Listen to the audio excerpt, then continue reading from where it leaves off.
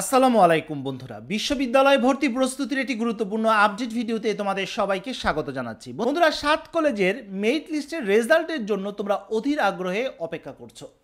আগামী কিছুদিনের মধ্যেই এই রেজাল্টটি প্রকাশিত হতে যাচ্ছে। যদিও এখনও পর্যন্ত, অর্থাৎ এই ভিডিও করা পর্যন্ত 7 কলেজের যে মেইন ওয়েবসাইট রয়েছে সেখানে এই ব্যাপারে কোনো আপডেট আসেনি। তবে বিভিন্ন সংবাদ মাধ্যমে একটি তথ্য বা একটি সংবাদ এসেছে, সেখানে বলা হয়েছে 30 জুন অথবা 1 জুলাই তোমাদের রেজাল্ট পাবলিশ হওয়ার একটি সম্ভাবনা রয়েছে। গতকাল এই বিষয়টি নিয়ে বিস্তারিত আলোচনা করেছিলাম যে কবে রেজাল্ট প্রকাশিত হতে পারে এবং রেজাল্ট কিভাবে চেক করতে হবে এই নিয়ে কিন্তু আলাদা একটি ভিডিও রয়েছে, চাইলে তোমরা দেখে নিতে পারো। 7 কলেজে চান্স পাওয়া, মেরিট লিস্টে নিশ্চয়ন করা, মাইগ্রেশন বা চূড়ান্ত ভর্তি, এই প্রতিটি ধাপে ধাপে নানা ক্ষেত্রে তোমরা বিশেষ কিছু কোড দেখতে পাবে, যেমন সিআইএফ, এসআইএফ, ইএমএস, এইচএসআইডি ধরনের প্রায় 4টি কোড তোমরা নানা সময়ে দেখবে এবং এই কোডগুলো নিয়ে শিক্ষার্থীরা অনেক বেশি কনফিউজ থাকে।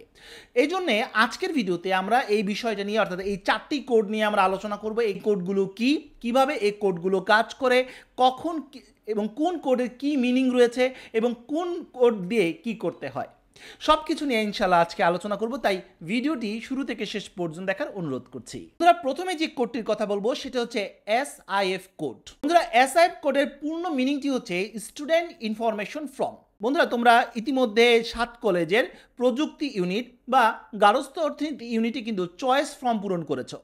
চয়েস ফর্ম পূরণ করার পর, অর্থাৎ লগ ইন করার পর সেখানে যে বিস্তারিত ফর্ম রয়েছে সেখানে ক্লিক করার পর একটি পিডিএফ কিন্তু তোমাকে দেওয়া হয়েছে ডাউনলোড একটি অপশনের মাধ্যমে।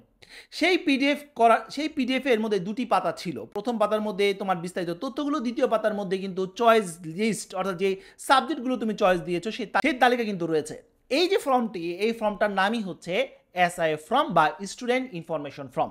এই ফর্মটি খুবই গুরুত্বপূর্ণ, এটার নানাবিধ ব্যবহার রয়েছে। যদিও এই মুহূর্তে ব্যবহার নেই, কিন্তু এটা পরবর্তীতে তোমার অবশ্যই প্রয়োজন হবে। যখন তুমি চূড়ান্ত ভর্তি হতে যাবে একটি কলেজে এবং একটি সাবজেক্টে চূড়ান্তভাবে যখন তুমি চান্স পাবে, তখন তোমার এই ফর্মটি, অর্থাৎ এসআইএফ ফর্মটা প্রয়োজন হবে এবং এই ফর্মটা অবশ্যই প্রিন্ট আউট করে নিজের কাছে রেখে দিবে। এবং এটা 2টা পাতা রয়েছে। প্রথম পাতার মধ্যেও তোমাকে সই দিতে হবে, স্বাক্ষর দিতে হবে, তারিখ দিতে হবে। দ্বিতীয় পাতার মধ্যেও ঠিক তাই, অর্থাৎ সই এবং স্বাক্ষর বা তারিখ তোমাকে দিতে হবে। এটা এখন প্রয়োজন নয়, যখন তুমি ভর্তি হতে যাবে চূড়ান্ত ভর্তি, তখন কিন্তু এই এসআইএফ ফর্মটা প্রয়োজন হবে। এর সাথে সাথে কিন্তু এসআইএফ একটি কোডও রয়েছে। যখন তোমরা 7 কলেজে আবেদন করেছিলে, মোবাইল ফোন দিয়ে ভেরিফিকেশন করেছিলে, তখন মোবাইলে কিন্তু একটি পাসওয়ার্ড এসেছিল, যেখানে এআইডি একটি কোড ছিল এবং পাশাপাশি একটি পাসওয়ার্ড দেওয়া ছিল, যেটাকে এসআইএফ পাসওয়ার্ডও বলা হয়ে থাকে। যাই হোক বন্ধুরা, এটা অবশ্যই তোমার কাছে সংরক্ষণে রাখবে, কারণ এটা পরবর্তীতে কাজে লাগতে পারে। আশা করি এতটুকু ক্লিয়ার। দ্বিতীয় যে কোডটির কথা বলবো সেটি হচ্ছে এইচএসআইডি। বন্ধুরা, এটি একটি বিশেষ কোড। যখন তোমরা পেমেন্ট করবে, অর্থাৎ ফার্স্ট মেরিটে যখন একটি সাবজেক্ট তোমরা পেয়ে যাবে, সাবজেক্ট পাওয়ার পর নিশ্চয়ন করতে যাবে, নিশ্চয়ন করার পর তোমাকে যে স্লিপটি দেওয়া হবে, অর্থাৎ পেমেন্ট স্লিপ দেওয়া হবে, সেই পেমেন্ট স্লিপটির মধ্যেই কিন্তু এইচএসআইডি কোডটি দেওয়া থাকবে। পরবর্তীতে যখন তুমি ফাইনালি একটি কলেজে চান্স পাবে, একটি সাবজেক্টে চান্স পাবে, চূড়ান্ত ভর্তি হতে যাবে, তখনও কিন্তু তোমাকে একটি পেমেন্ট করতে হবে। তোমরা জানো 7 কলেজে কিন্তু প্রায় 6,000 থেকে 7,000 টাকা প্রয়োজন হয়। এই 6 থেকে 7,000 টাকা 2টি কিস্তির মাধ্যমে দিতে হয়।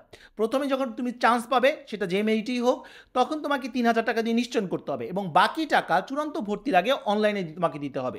এই 2 ক্ষেত্রে যখন তুমি পেমেন্ট করবে, এই পেমেন্টের যে স্লিপ থাকবে, সেই স্লিপের মধ্যে এইচএসআইডি কোড দেওয়া থাকবে। তোমরা স্ক্রিনে দেখতে পাচ্ছ, এটাই হচ্ছে এইচএসআইডি কোড, যেটা তোমার স্লিপের মধ্যে দেওয়া থাকবে। এখন প্রশ্ন আসতে পারে, ভাইয়া এই কোডের ব্যবহারটা কি? যখন তোমরা কলেজে ভর্তি হতে যাবে, চূড়ান্ত ভর্তি হতে যাবে, প্রত্যেকটি কলেজের, অর্থাৎ 7 কলেজের প্রতিটি কলেজের নিজস্ব একটি সিস্টেম রয়েছে বা নিজস্ব একটি ওয়েবসাইট রয়েছে, যে ওয়েবসাইটের মাধ্যমেই তোমাদেরকে পরবর্তী আরেকটি ফর্ম পূরণ করতে হবে, যেটা কিছুক্ষণ পরে আলোচনা করছি। সেই ফর্মটি পূরণ করার ক্ষেত্রে একটি পাসওয়ার্ডও প্রয়োজন হবে। এই পাসওয়ার্ডটাই মূলত হচ্ছে এই এইচএসআইডি কোডটি। এখন প্রশ্ন আসতে পারে, ভাইয়া যদি কোনো কারণে এটা আমার কাছে না থেকে থাকে বা হারিয়ে যায় বা ওই সময় যদি না থাকে, তাহলে এটার অল্টারনেটিভ কোনো ওয়ে কি রয়েছে? হ্যাঁ, রয়েছে। তুমি 7 কলেজে তোমার যে রোল নাম্বার রয়েছে, সেই রোল নাম্বারটাই মূলত হচ্ছে এইচএসআইডি কোডের অল্টারনেটিভ হিসাবে ব্যবহার করা যায়। আশা করি এইচএসআইডি সম্পর্কে তোমাদের ধারণা হয়ে গেছে। বন্ধুরা, তৃতীয় যে কোডটির কথা বলবো এবং এটাও খুব গুরুত্বপূর্ণ একটি কোড, সেটি হচ্ছে ইএমএস কোড। ইএমএস এর পূর্ণ রূপ হচ্ছে এডুকেশন ম্যানেজমেন্ট সিস্টেম। মূলত 7 কলেজের প্রতিটি কলেজের নিজস্ব ওয়েবসাইট রয়েছে। প্রতিটি ওয়েবসাইটের মাধ্যমে শিক্ষার্থীদের যে 4 বছরের বিভিন্ন ফি বা ভর্তি কার্যক্রম বা মার্কশিট বা অন্যান্য যে কার্যক্রমগুলো রয়েছে, এই কার্যক্রমগুলো তারা এই ওয়েবসাইটের মাধ্যমে সম্পন্ন করে থাকে।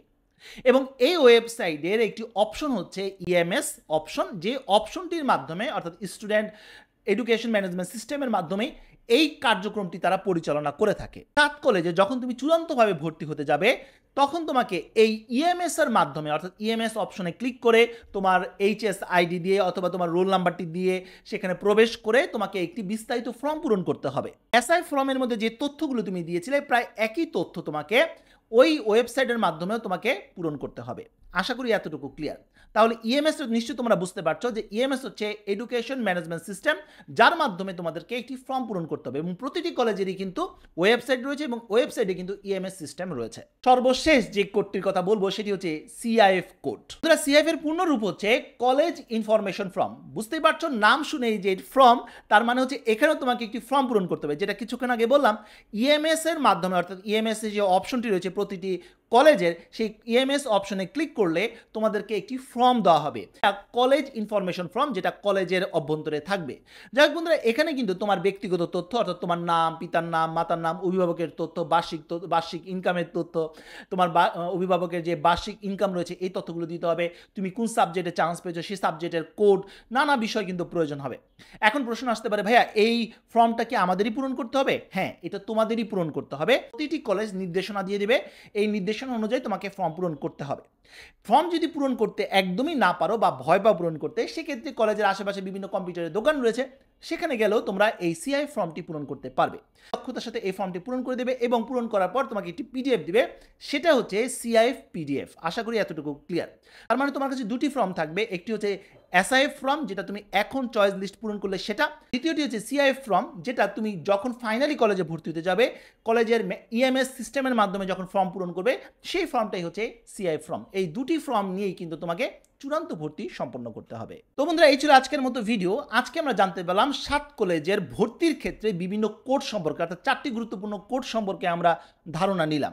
এখন অনেকেই বলতে পারো যে ভাইয়া এই কোডগুলো জানা খুবই জরুরি। হ্যাঁ, জরুরি, কারণ এই কোডগুলো না জানলে কখন কি করতে হবে, কখন কিভাবে তোমাকে যেতে হবে, কখন কি ফর্ম পূরণ করতে হবে, এই বিষয়টা তোমার কাছে ক্লিয়ার থাকবে না।